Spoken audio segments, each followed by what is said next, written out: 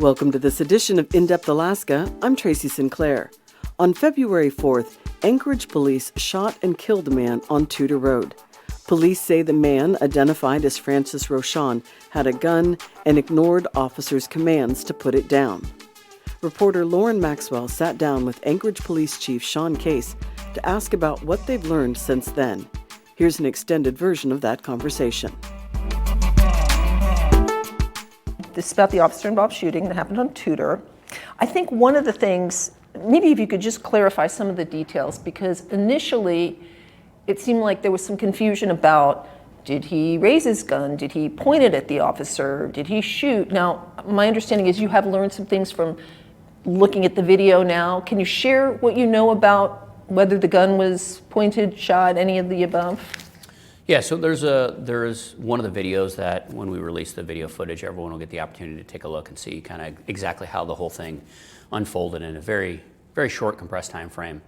And I think when the Office of Special Prosecution, if they produce a declination letter, they've been pretty detailed. I mean, those things have been like 25 to 30 pages, and they do get into some detail about exactly what the officers say in their interviews with detectives. So that kind of information is forthcoming. And I'd love to give you some of those details. I just don't know what the Office of Special Prosecution is going to do, so I'll hold some of those back. But I do think that it will be pretty interesting for the public to kind of understand what the officer that was involved in the shooting saw at the time, and just how much information he was able to process in a very compressed time and what he saw and was able to describe in the interview. So I just kind of tell you that in prep to when the video eventually comes out, to kind of put those two pieces together, the Office of Special Prosecution report as well as the video. But what I can tell you is what the video shows is there was not a shot fired at us in the incident. And the video is going to show that he clearly has his hand on a gun, and he clearly takes his gun out of a pocket. And the distance between the officer and the subject was inside of 10 feet. So they're very, very close proximity. And the investigation will have the exact length of what that is, but it was definitely inside of 10 feet. And when we think about pointing a gun or shooting a gun at an officer at a distance of 10 feet and a gun coming out in conjunction with commands that have been given to a subject, also remembering from the original press conference that officers were on the same side of the street as the subject in the beginning and provided him commands to stop walking away, and he looks at them. At least you'll be able to see in the video of him acknowledging that there's an existence of officers, and then he walks across the street. So now the involved officer is in a situation where we have multiple callers. We know there's a gun involved. He's not listening to what officers are telling him. He's now walking across the street in his direction. The officer gives him commands to place his hands in the air and then eventually to take his hands off the gun. And then the gun is completely displayed and pulled out of the pocket before the officer takes action. And there's always a question, in the public's mind, anytime you either don't have a shot that's fired at an officer or you don't have a gun that's pointed directly at an officer, whether or not the officer should wait that length of time before they're fired upon or they have a gun pointed at them. And I think it's just important to remind the public that although those are great, questions to ask as you watch something as significant as an officer-involved shooting, when you keep in mind that decision point to fire a round from your weapon as an officer, it takes place in a quarter of a second, and so that's a quarter of a second minimum reactionary time. So if someone pulls a gun out from their waistband or their coat or wherever they have it, and now it's clearly displayed, they're going to fire that round very, very quickly, and you still have to react to their movement. So the officers are, the law certainly gives leeway to be able to justify why that decision is made without being shot at and without having a gun pointed directly at them.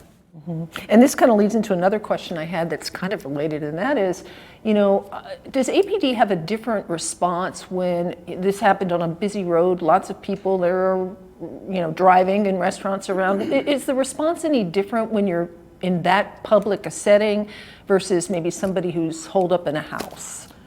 Yeah, so we always take into consideration what the surrounding areas are.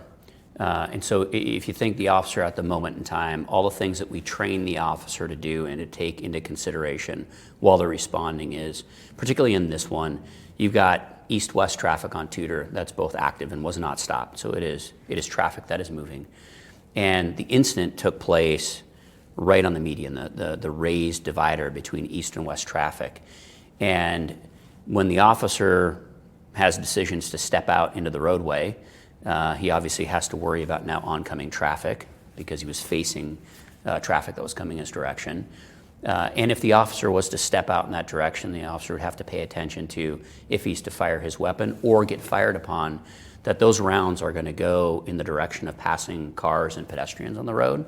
And those things, by policy and training, our officers are required to take those things into consideration before they take action, and then position themselves so that they minimize the risk that if there is gunfire exchange in either direction, that those rounds reduce the impact or reduce the threat or risk to the public that's in the area. I've talked to the family, and one of their biggest questions is what happened between the time that his sister dropped him off in the morning. She says that he seemed sober, everything was fine, and then just a few hours later.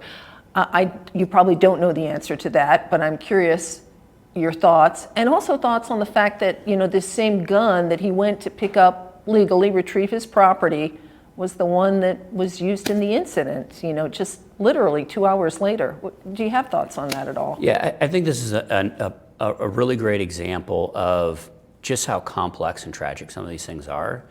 And I often try to put myself in the family shoes that are left with some of these questions that you just asked, like, the sister dropping him off and having a conversation with him and knowing the frame of mind that he's in, and then suddenly hours later they get contacted because he's been involved in an incident with the police that resulted in his death, and in what goes through their mind and how much they have to process and ask themselves or anybody who will listen, why does this happen and how did this take place, and did he ingest something, or what caused this to take place?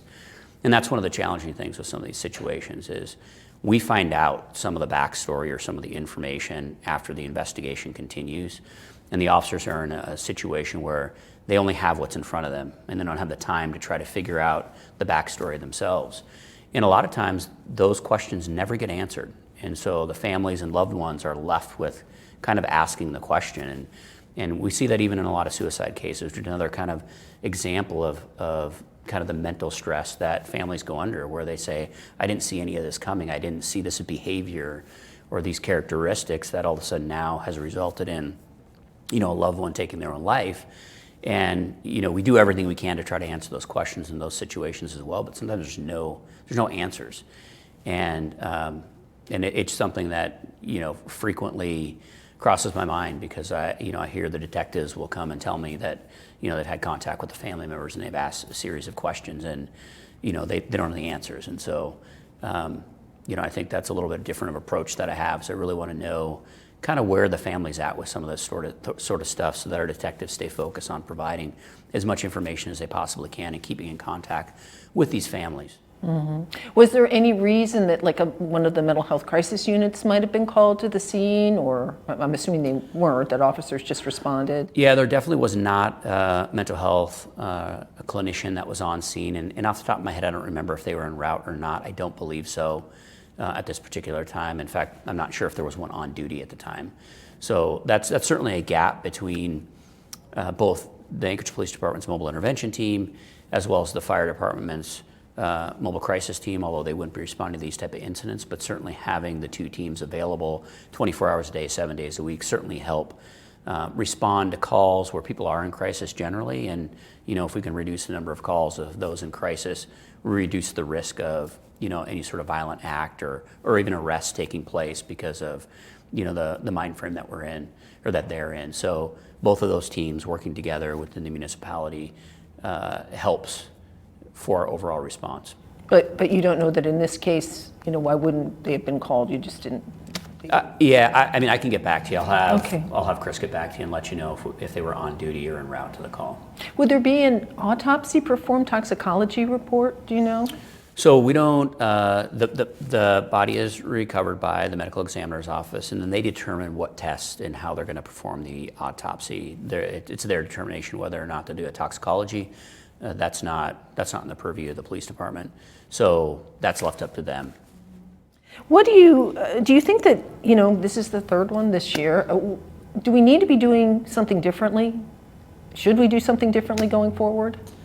So I mentioned in the press conference that, when we think about these officer-involved shooting incidents, and I've had a lot of questions about, is this similar to rise in crime, reduction in crime, rise in violence in the community, a reduction in violence in the community? Is it a 1-to-1 ratio? Like, does this mean something else exists? And when I talk about when we see officer-involved shootings and we see violence in our community, and we look at some of these cases that we now have more information on over the past, 10 months, I think it's time that we look at our overall response that we have as a community. What's available out there right now for somebody that's in mental health crisis beyond a mobile response that we or the fire department respond to. You can go down any of our busy roads, and as we drive down the road, and you can look on the side, and it doesn't take someone with a PhD to realize that, what that person is going through. There probably is some mental health element or substance use or misuse element to it, but they remain there. There's the available resources to intervene with the person that we see on a regular basis. You see it and I see it, and so does the rest of the community members. And that's the conversation that we need to start broadening to. This isn't a specific police problem. We're the one that gets called in, and ultimately, the spotlight's on us because it ends in tragically on occasion. But it's really a broader conversation and topic. And I think that in the next 6 to 12 months, you're going to start to see kind of that conversation increase more, certainly from the police department's perspective. I think also from the municipality's perspective, because there's something more that we have to do together. It's not just solely a police response. Okay. We doing good? Or? You hit time. Okay. I think that's pretty much it. Is there anything else that you'd like to share with the public? I think that's it. Okay. Is there a date when the video will be available, or what are we talking timeline? So we're certainly going to try to hit the 45-day mark. The only thing that would cause us to go over that is if the Office of Special Prosecution doesn't have a declination letter or doesn't have some answer for us, and there's a question on prosecution, so it won't impact their case. But if that happens and we go beyond the 45-day, we will certainly let the public know the exact reason why we are going outside of that 45-day, which we've done, I think, on 2 previous incidents. So we'll keep that trend up. All right. Thank you. Absolutely. Mm-hmm. Thank you to Chief Case for sitting down with us, and thank you for listening to In Depth Alaska. Please like and subscribe to this podcast.